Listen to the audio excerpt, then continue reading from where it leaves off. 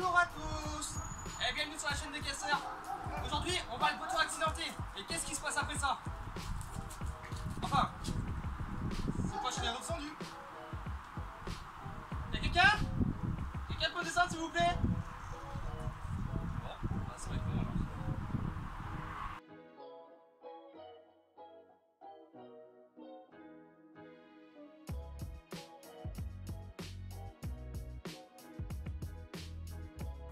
Bonjour à tous et bienvenue sur la chaîne des casseurs.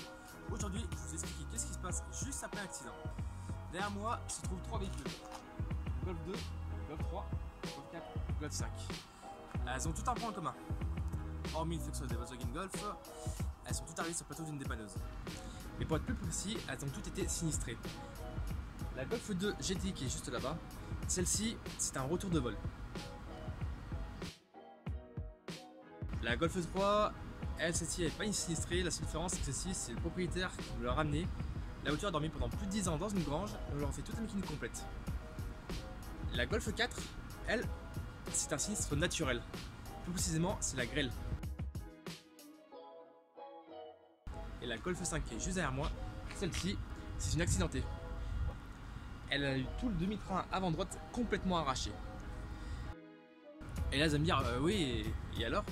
Et alors, aujourd'hui, je vais vous expliquer comment on a pu sauver ces véhicules et sinon, qu'est-ce qui serait devenu. En général, quand une voiture vient finir ses 8 jours à la casse, c'est qu'elle a subi un sinistre. Mais il existe plusieurs catégories de sinistres.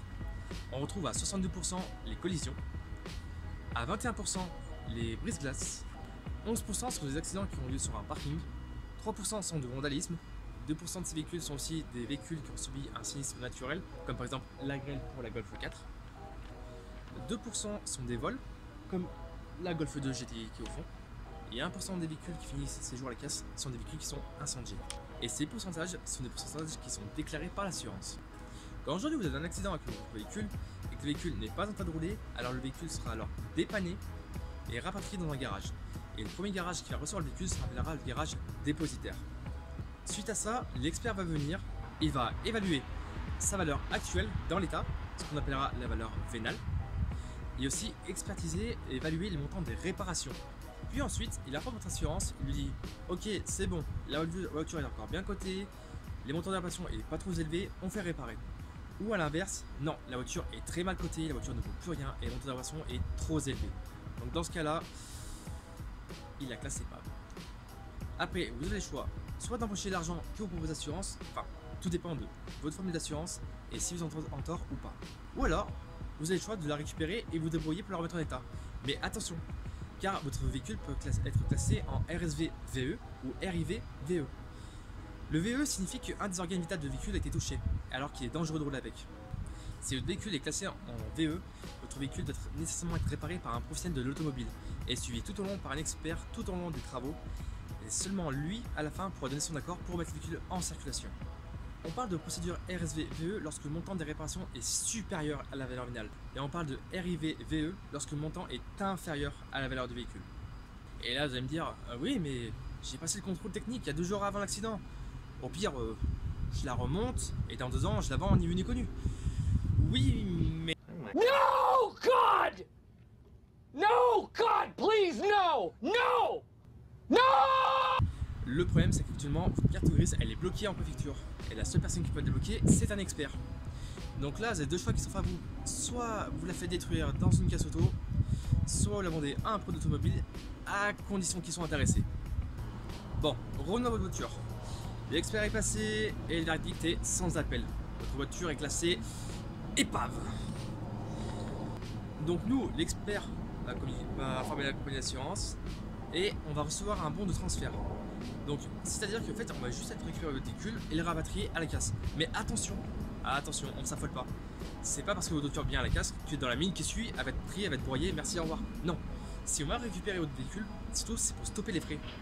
Parce que depuis votre accident, vous êtes oublié, mais les frais de gardiennage ils défilent. Et en moyenne à 25 € par jour, je dis bien en moyenne parce qu'il y en a c'est beaucoup moins et il y en a c'est énormément plus. Ouais, je vous imaginer. En attendant, les frais défilent. Sans oublier que derrière il y a encore les frais de dépannage et les frais de mise à disposition. Donc non, si on récupère le véhicule, c'est surtout pour arrêter les frais. Après, quand le véhicule est ici à la casse, Rien ne nous empêche de venir le récupérer et rien ne nous sera demandé. Ça y est, vous venez de céder votre véhicule à la compagnie d'assurance. Elle, la compagnie d'assurance, va le revendre à un professionnel d'automobile. Donc, en temps normal, l'épaviste qui a stocké le véhicule, il passe prioritaire pour le rachat. Dans le cas où, le véhicule serait trop onéreux, l'assurance va faire un appel d'offres et la meilleure offre se verra acquérir le véhicule, dans l'état. Bon, dans le cas à nous, on va dire que le véhicule, l'épaviste, il peut l'acheter, c'est bon. Ensuite, l'épaviste a deux choix. Soit il le passe à la pièce, soit il le passe à la vente. Le choix le plus simple, ce serait la vente. Pour la simple raison, c'est que le véhicule, il va le prendre, il va le revendre à un autre professionnel. Et derrière, s'il en tire à mon prix, il va rentabiliser le véhicule, les frais et même faire des bénéfices. Mais dans le cas où il ne pourrait pas le vendre, le véhicule va passer à la pièce. Et là, c'est un pari plus risqué. Pour la simple raison que tout dépend du véhicule.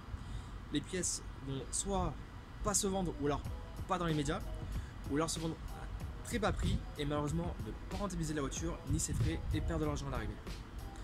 Mais dans le cas où, par exemple, le véhicule sera âgé de moins de 10 ans. Donc âgé de moins de 10 ans, dites-vous bien que les pièces d'occasion sont extrêmement rares parce qu'il y en a très peu. Et elles se vendent à prix d'or et le prix reste super raisonnable comparé au prix du neuf. Ou dans le cas où le véhicule serait en très mauvais état, sa valeur vénale sera minime. Donc du coup, il va payer une voiture très peu chère. Donc l'avantage de payer une voiture pas chère, même s'il vend la pièce pas chère, il aura plus de facilité à la rentabiliser. Que le véhicule aussi soit rare, un véhicule rare, ça comprend de la voiture de collection, de la voiture, quand je dis voiture collection, hein, c'est la voiture qui a plus de 30 ans d'âge, donc du coup les pièces sont extrêmement demandées. Du véhicule rare, des véhicules qui n'est pas commun, des véhicules de luxe, même si c'est très rare qu'il y ait des véhicules de luxe qui passent à la pièce, mais bon, c'est de la pièce qui est relativement très rare à trouver. Et ensuite, on a la catégorie des véhicules qui sont déclassés. Donc un véhicule déclassé, c'est être un véhicule où la mécanique est complètement HS, donc du coup boîte à vitesse, moteur, qui sont les organes qui vaut le plus cher, qui rapportent le plus de sous d'occasion. Si ça c'est HS, la voiture à nouveau zéro. Que le véhicule soit brûlé, bah oui, un véhicule brûlé, on va rien récupérer, donc du coup on le paye zéro. Un véhicule qui soit désincarcéré. Un véhicule désincarcéré, c'est un véhicule qui est coupé dans tous les sens. Donc du coup, il y a encore un mal, un véhicule qui est désincarcéré, c'est un véhicule qui a pris un sacré choc. Et donc ça, ces véhicules, on les paye zéro. Donc la seule chose qu'on a payé, c'est juste les frais annexes. Donc du coup, ça va être les frais et le transport. Et ensuite, après tout ça, on a récupéré toutes les pièces qui nous intéressent, direction le broyeur, où l'épaviste va gagner encore un peu d'argent sur le prix de la ferraille. Ça sera tout, n'hésitez pas à vous abonner, à nous suivre sur les réseaux sociaux, Facebook, Instagram, ça fait super plaisir. Si vous avez des questions, je suis disponible, soit pareil, Instagram, Facebook, YouTube.